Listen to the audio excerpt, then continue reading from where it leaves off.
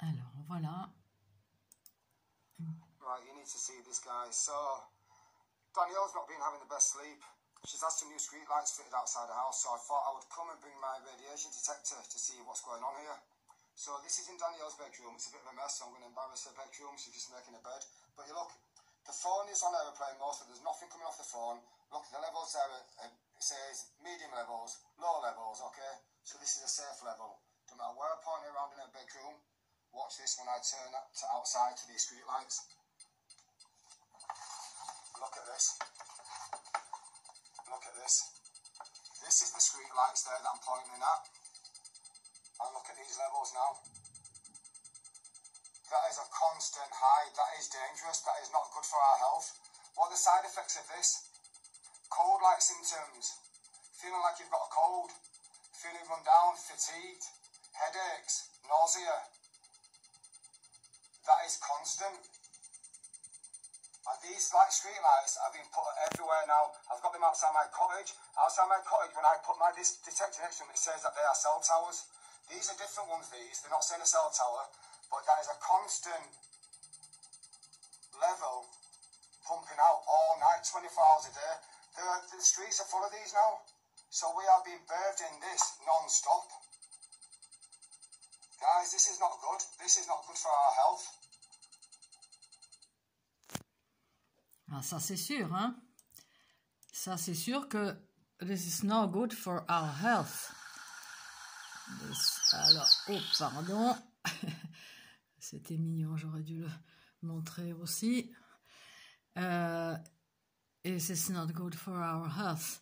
Ça c'est sûr que c'est pas bon pour notre santé, pour le moins. Alors, le monsieur qui a publié cette vidéo n'est peut-être pas individu cible, targeted individual, comme nous autres, comme moi, depuis 9 ans, et comme Régis Hanen. C'est sur sa page que j'ai trouvé cette petite vidéo. Alors, Régis Hanen, attendez. Voilà. Régis Hanen, interné de force, après avoir déposé plainte contre un agresseur, hein, qui a failli lui casser la fenêtre, la porte et la figure, et qui le menaçait de mort. Et bien, quelques jours plus tard, Régis s'est trouvé interné. Donc des policiers sont venus lorsqu'il promenait son chien. Ils lui ont demandé de leur dire comment ça s'était passé, de décrire. Eh bien, Régis était sorti de la zone autour de l'immeuble, ou enfin dans l'immeuble peut-être privé, et une fois qu'il était dehors, il s'est fait coffrer. Et l'agresseur était présent et, selon les termes de Régis, il rigolait. Alors là, on est en Belgique, mais en France, c'est pas mieux. Elena Sagnol, pareil, Elena Sagnol internée. Alors, Régis interné depuis le 21 mars 2023. Nous sommes aujourd'hui le 8 mai 2023. Et Elena Sagnol internée depuis le 14 février. Mais cette petite vidéo, en fait, c'est pour... Enfin, oui, c'est un rappel très important, mais cette petite vidéo-là que je viens de vous montrer me fait penser à une autre vidéo, à ma vidéo d'il y a maintenant presque 4 ans ou 5 ans. Je vais vous la montrer. Voilà, un lampadaire high-tech rien que pour moi, torture à distance de cible, d'individu cible facilité. Alors voilà, donc c'était un 4 juillet 2019, mais voilà, dans ma rue, alors voilà, je vous lis un petit peu ce qui s'était passé. Dans ma rue, de jolis lampadaires, pas très récents, mais à la lumière agréable. Et puis un jour, un 20 février 2018, à 20 h du soir, des cantonniers débarquent à 20h du soir, comme s'il y avait une urgence suprême. Ils sont venus installer un lampadaire high-tech avec de l'électronique dedans. Et pourquoi à 20h? À 20h, je quittais pour aller à... le réseau savait que je sortais mardi soir, je me rends à un loisir. Et donc, c'est comme si le réseau voulait que je voie. Hein, j'ai vu, oui, en effet, à 20h du soir, on a installé ce lampadaire. Ce lampadaire, regardez-moi ça. Hein. Alors que, comme je le dis dans cette vidéo que vous pouvez regarder, les autres lampadaires c'est des lampadaires qui sont là depuis des années. Bon, je vais vous lire la suite. Alors, tout ce qui est électronique facilite la torture des cibles blacklistées. Alors, en le disant, il y a donc, voilà, en 2019, c'est vrai, je me disais, mais bon, est-ce qu'on va me croire? Est-ce que, oui, c'est possible, j'avais lu que c'était possible, etc. Et voilà, et bien c'est bien possible. Hein. Alors, le fait est que l'été 2018, donc quelques mois après qu'il ait été installé, le lampadaire, ne sachant plus où fuir devant les agressions électromagnétiques, je me suis mise au balcon. Je me suis mise là par terre. Là, par terre, j'avais installé un matelas et je me suis mise pour dormir. C'était pas mieux parce que bon, c'est comme ça.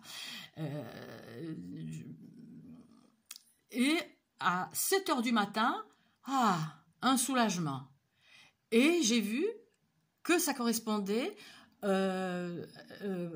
au lampadaire qui venait de s'éteindre. Voilà. Donc le mal-être a cessé d'un seul coup quand le lampadaire s'était éteint. Donc là, dans cette petite vidéo, voilà, que vous pouvez regarder, donc il y a ça, je ne me rappelle plus, des tirs depuis le lampadaire via le dispositif d'attaque à distance dissimulé dans la tige du lampadaire au niveau du coude et aussi probablement plus bas. Sur ma petite personne. De rapides sphères bleues apparaissent. Alors, voir à ce propos mes autres vidéos où ce phénomène des sphères bleues, blanches ou grisâtres accompagne les tirs. Voilà, que j'essuie par exemple en trajet voiture. Et là, ça sortait, on le voit apparemment dans la vidéo, j'ai pas regardé. Dans cette vidéo, donc lampadaire à micro-ondes, Elena Sagnol, j'espère qu'elle va s'ouvrir, Elena Sagnol, donc Elena qui est internée de force. Ça n'existe pas, madame, mais ça n'existe pas, lui dit la psychiatre qu'il a en charge. Là, il va falloir qu'ils se mettent à la page, hein, les psychiatres. Hein. Alors, Elena Sagnol donc signale le changement de 2 lampadaires avec dessus un boîtier qui ne se trouve pas sur les autres et ce juste en face de son habitation. Ce boîtier peut renfermer un dispositif d'attaque à distance à destination d'une cible blacklistée. C'est parfaitement possible, on le sait. Par les targeted individuals américains, dont un qui a porté plainte et qui a gagné le procès, hein, où une tour cellulaire il y avait des dispositifs qui visaient sa maison, donc rien d'extraordinaire. Hein. Pardon. Donc à destination d'une cible blacklistée, et peut avoir été installé clandestinement également dans la tige du lampadaire. Installé le tout par les personnes qui, sous couvert de leur mission, de leur métier, de leur fonction, participent à ce harcèlement global en bande organisée, harcèlement électromagnétique et harcèlement dit gang stalking, disons les violences psychologiques, hein, harcèlement global. Pardon. Par ailleurs, on aperçoit un point volant, alors que j'avais pris pour un Aztec, mais qui apparaît sur d'autres vidéos concernant ce lampadaire. Bon, je ne sais pas si c'est pour verrouiller enfin, si c'est une sorte de verrouillage de la cible, comme disent les militaires. Ah ben dis donc, hein, pourquoi je tousse comme ça tout d'un coup? Oh là, hein. Donc, dans la vidéo suivante, je vais essayer de les ouvrir, mais je voudrais dire au début. Donc, à partir de la minute 10-15, Barry Trower, donc un ex-agent anglais, qui était dans les micro-ondes dans les années 75, explicite le possible suivi d'un individu ciblé par le système Seldar. Seldar, on le voit ou pas? Oui. Voilà, donc comme suit, introduction libre, pas la mienne. Hein. Il n'y a pas besoin d'un plan, dit-il, pour suivre un individu ciblé, car de nombreuses antennes ont des transmetteurs. C'est le cas aussi des lampadaires de rue et de panneaux de signalisation. Ce système Seldar existe depuis 10 à 12 ans. Alors, je ne sais pas en quelle année il le disait, mais bon. Il y a plusieurs sortes de Seldar. Je pense que Serge Labraise le signale aussi hein, sur son blog. Le principe de base est d'utiliser un ordinateur pour surveiller la cible. Il ne s'agit pas de radar, mais de micro-ondes.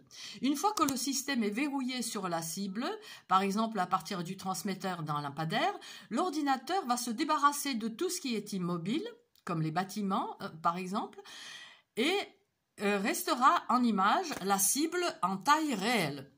Au fur et à mesure que la cible avance et quitte la zone d'un transmetteur, c'est un autre qui prend le relais et ainsi de suite, ce qui fait que la cible est suivie partout et n'importe où. Et s'il leur en prend l'envie, dit Barry Trower, ils peuvent aussi vous viser avec des tirs de micro-ondes.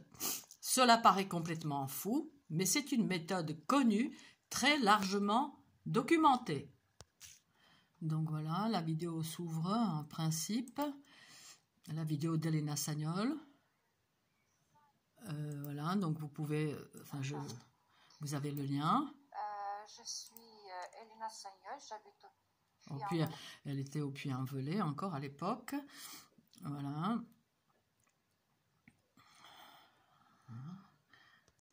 Et donc ici, la vidéo de Barry Trower qui s'ouvre aussi. Donc voilà, vous allez pouvoir regarder.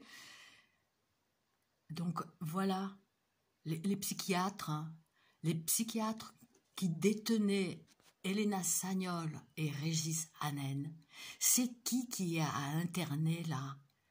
Alors, il faut se mettre à la page, il faut vous mettre à la page, il faut voir ce qui se fait, il faut voir, comme je le disais dans ma vidéo au psychiatre, vous avez beaucoup de sources aussi, notamment des sources de vos confrères, hein, de certains de vos confrères, eh bien il faut voir. Et si vous refusez, c'est quoi? Mais on pourrait très bien dire, mais attendez, il y a une tonne d'informations de partout, il y a une tonne de preuves également. Hein, il faudrait tout simplement qu'elles soient avalisées par les militaires notamment et par l'État hein, qui couvre cette criminalité. C'est une criminalité interétatique. Le premier qui parlera fera tomber les autres. De ce qui se fait, c'est-à-dire des tortures à distance. Donc voilà, il faut se renseigner parce que sinon, oui, c'est vrai, on pourrait dire nous aussi, mais attendez, au vu de tout ce qui existe, vous dites non, ça n'existe pas, c'est du risperdal et 1,5 g par jour et sinon si vous refusez, c'est la piqûre.